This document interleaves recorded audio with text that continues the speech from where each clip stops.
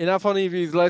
Let's move on to what we have on hand, which is you have a beautiful mobile app that allows the end user, the home users, to visualize essentially what's happening with their APsystems solution. Maybe we can look into that a little bit.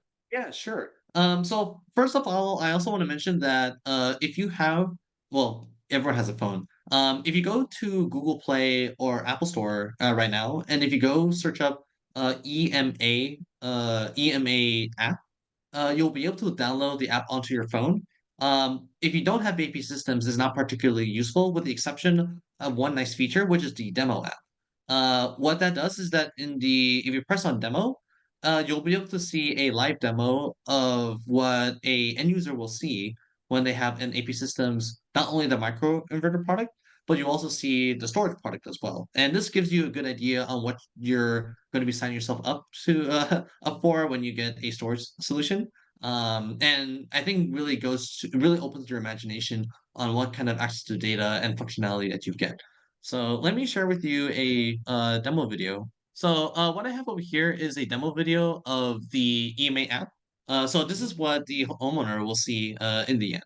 So let me go ahead and start playing it. Yeah. So in this section here, there are four icons. This is solar. This is your home consumption, so how much your home is consuming. This is the battery, and this is the utility, so how much you're importing or exporting. So I'm gonna start playing. What's nice is you get a pretty live view of the system running, and in this case here, you have solar that's producing around 2 kilowatts, and it is pushing power to the home, which is using 820 watts, is Yeah. charging a kilowatt into the batteries, and the excess power is exporting out to the grid. And then you can kind of see what that looks like. You see the state of charge of the battery, and it's currently charging right now. Mm-hmm. Self-consumption mode, that means that if there is no solar, it's going to be pushing power from the battery instead of the utility. Yeah. This is the historical view of how much energy has been produced, imported, exported, and things like that. One other thing that's also nice is not only do you get view of the storage solution, you also get an all-in-one app to manage your AP Systems microinverters as well. So you can also get module view of your solar, and you can see how much solar is being produced on each panel here, and then you can also do a timeline view to see how much is each producing. I really like this view because it shows you a line graph of what has been produced and what has been charging and things like that. So let me play a little bit longer. Very cool. And then you can also drag your finger to see what the exact numbers are. Yeah, and then what's really interesting right now is that if we take a look at this section over here, the light orange section is production. So this is how much solar So, he's producing right now. right. And then the green part is charge. So some of that solar is charging the battery. Yeah. And then this light blue section over here is consumption. So that's how much energy that is being consumed in the system.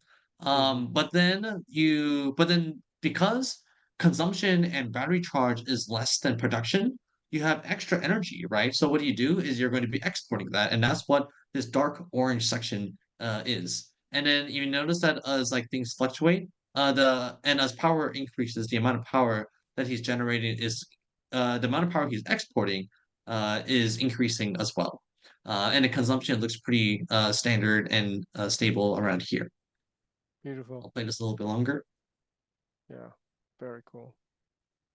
And then It's this is the section, if you go into settings, you hit system mode, that is the section right over here where you can set the modes earlier. So as I was saying, like, oh, if you hear there's a storm coming or something along those lines and you're worried about grid resiliency, you go ahead and go in here, hit backup supply, and then your battery will begin to start charging to 100%.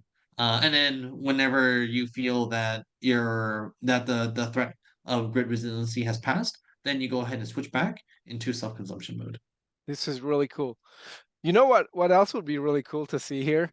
And I haven't seen it yet with anyone, but maybe it's out, maybe you guys have it, maybe others. But one thing that everybody like, I mean, I live in the San Diego Gas and Electric district, utility district, and they're nice enough. They're one of the, I think, more progressive utilities in the country.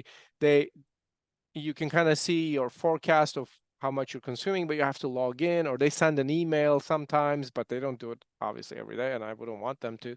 But they tell you you're going over your average or you're under your average, or you kind of know what that month is going to be like. But it would be really cool to be able to extrapolate that month's bill by looking at this app. Like that would Oh also yeah, be really cool. I'm sure it's technically possible. I'm not sure yeah. if I've seen that. It is actually it's great you mentioned that because it is something that we're looking into as well, which is basically finding a way to input utility data Yeah. to And do prediction. you know what, Energy Toolbase is one of those companies that we feature on Solar Academy quite a bit, and I've been aware of Energy Toolbase's, what their superpower is, the fact that they have like literally thousands, 10,000 plus utility rate schedules from all the 1,000 plus utilities in the nation. All their rate schedules are in their database, and they constantly update that. And their primary software tool is for proposal generation and ROI calculation for mostly CNI, but can also be applied to Resi and other types of scenarios.